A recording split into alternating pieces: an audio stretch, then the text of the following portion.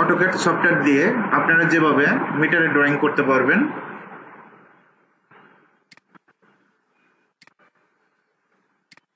প্রথমে আমরা অটোক্যাড সফটওয়্যারটা ডাবল ক্লিক করে ওপেন করব। যে কোনো ভার্সন থাকতে পারে, তো ডাবল ক্লিক করে সফটওয়্যারটা ওপেন করবে।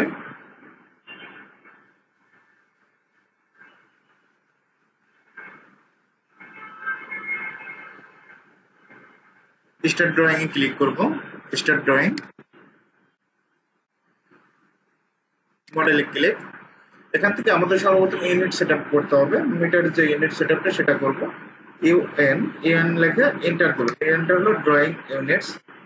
টাইপ থেকে আমরা decimal 0,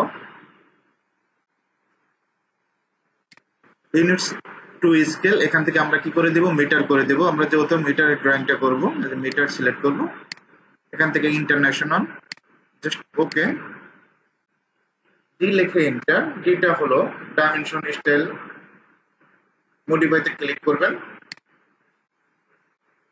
primary units, unit format থেকে আমরা আর্কিটেকচারাল জায়গায় কি হবে, ডেসিমাল 0। টেক্সট থেকে আমরা এখান থেকে টেক্সট হাইটটা 1 মিটার করে দেব, অন দিয়ে দেব। অন দিয়ে দিলেই হয়ে যাবে। ওকে। প্রাইমারি ইউনিটস থেকে আরেকটা কাজ করতে হবে। জাস্ট এখানে এম লিখে দেব, যেহেতু আমরা মিটার ড্রয়িংটা মিটারে হবে, আমরা জাস্ট এম এখানে লিখে দিলেই হবে। স্যাম্পল এন্ড অ্যারোতে এখানে কি করবেন, অ্যারো 1 মিটার অন দিয়ে দিবেন। ওকে, set current close.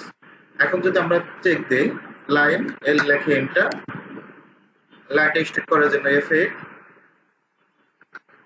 20 metre, just 20 দিয়ে এন্টার দেব। এদিকে 10 মিটার, 20 10 মিটার। এখন মেজারমেন্ট যদি চেক দিতে চাই, মেজারমেন্ট চেক দেওয়ার জন্য ডিএলআই লিখে enter. First point, second point. এদিকে 20 মিটার, ঠিক আছে। এদিকে 10 মিটার, 20 মিটার, 10 মিটার।